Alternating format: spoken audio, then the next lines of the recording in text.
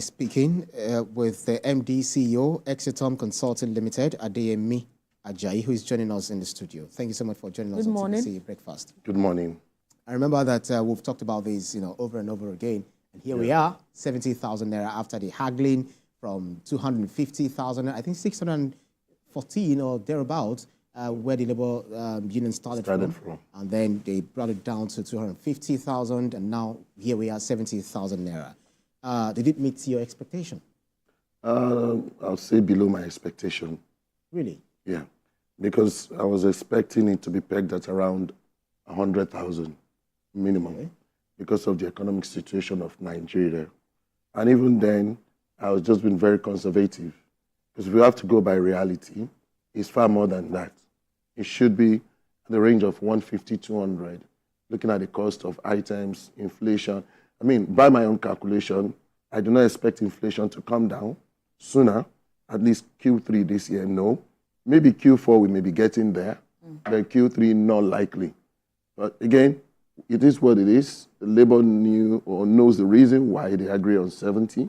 But I'll say for me, my opinion... Have you considered ability to pay? Because, 250,000, 100,000, even some are still defaulting, to paying 30,000 naira minimum wage. We know some states who have not even honored that of the 30,000 naira minimum wage. So if you're saying that it falls below your expectations, then did you put into consideration those states that may not be enabling enough to pay?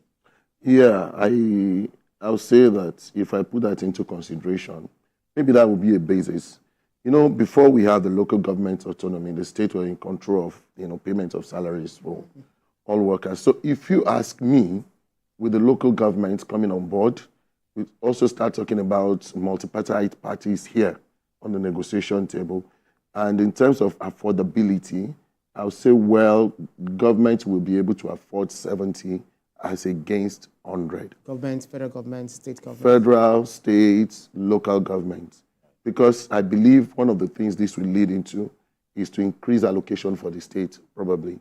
The state should also look for means of generating their own revenue, even as far as the local government. Local governments have means of generating revenue, states have means of generating revenue. They should just step this up in order to meet these expectations. But in reality, I foresee struggle, especially at the local government. I mean, they are just coming out newly.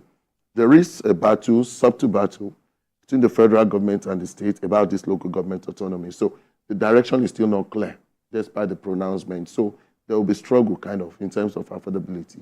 And, many have also mentioned the fact that apart from having financial autonomy, they also need to have political autonomy to take them out of, the grip of some of these state governors. But let's take it back.